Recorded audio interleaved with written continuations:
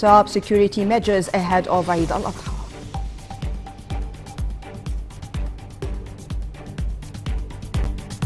And to details. More than 2 million Muslims from around the world flocked to Mount Arafat to perform the main point in Hajj. The Hajj, the world's largest annual religious gathering, is one of the 5 pillars of Islam and must be undertaken by all Muslims with the means at least once in their lives. Details. 2 million Muslim pilgrims converged on Mount Arafat outside Mecca Saturday, marshaled by tens of thousands of stewards in a bid to prevent any stampede. Movable crowd control barriers were erected all around the foot of the rocky hill, also known as Jabal al-Rahmah or Mount of Mercy, where the faithful arrived on foot or in a seemingly endless line of buses. Raising their palms skywards, the pilgrims set off on the climb to the summit, where they hold prayers to atone for their sins in a ritual that is regarded as the high point of annual Hajj.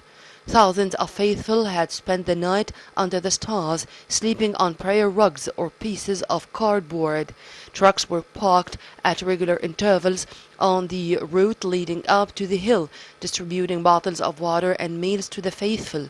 Thousands of workers prepared to clear the rubbish that littered the ground. Helicopters crisscrossed overhead, part of the tight security precautions taken by the pilgrimage Saudi hosts. The Hajj is one of the 5 pillars of Islam, which every Muslim is required to complete at least once in their lifetime if they are healthy enough and have the means to do so. Like other male pilgrims, they all were wearing a seamless white garment that covers only one shoulder and emphasizes unity regardless of social status or nationality. The women wear loose dresses, most of them white, exposing only their faces and hands. They are designed to help pilgrims enter a state of purity called ihram.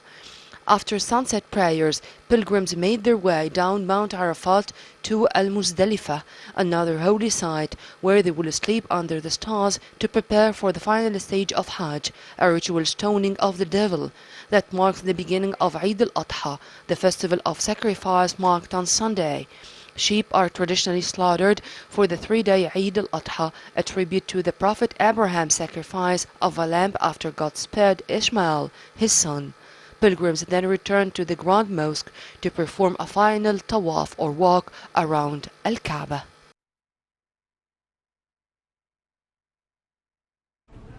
President Abdel Fattah al-Sisi exchanged cables of greetings with the Muslim world leaders on the occasion of Eid al-Adha. In his congratulatory cable, the president expressed his sincere wishes to the Islamic and Arab nations to enjoy peace, prosperity and stability. President Abdel Fattah al-Sisi also sent cables to Egyptian embassies and consulates worldwide, congratulating the expatriates on the occasion of Eid al-Adha, wishing them a happy feast filled with joy and prosperity.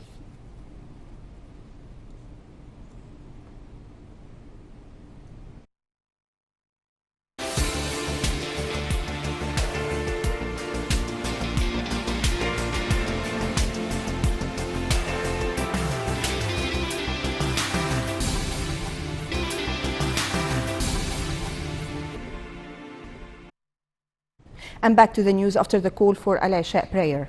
President Abdel Fattah al-Sisi received cables of congratulations from Minister of Defense General Mohammad Zaki, Parliamentary Speaker Dr. Ali Abdel Al, the Mufti of the Republic Dr. Shawqi Allam, Hussein Zain, the head of the National Media Authority, and other high-ranking officials, in which they asked God to bless Egypt with peace and stability and wishing a happy Eid for all Egyptians. And the Grand Imam Sheikh Ahmad al-Tayyib has offered his greetings to President al-Sisi and the Egyptian people on the occasion of Eid al-Adha.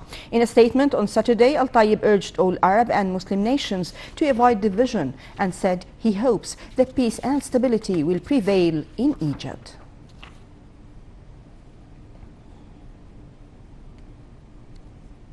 Egypt's Interior Ministry said on Saturday that it has put final touches of Eid al-Adha security plan to secure citizen celebrations and vital facilities during Eid days in all of the country's governorates. The ministry said in a statement that it has intensified the security presence on main roads and vital areas around the country, and that checkpoints will be deployed around houses of worship, major buildings, parks and shopping malls. The ministry added that security patrols and rapid deployment and intervention forces will be sent out to secure major areas. Female police personnel will be involved in the inspections. The statement added that the large-scale measures are intended to maintain security and order, combat all forms of crime, enforce discipline, in addition to protecting and securing citizens during the 4-day holiday. Libyan Army Commander Khalifa Haftar's forces agreed Saturday to a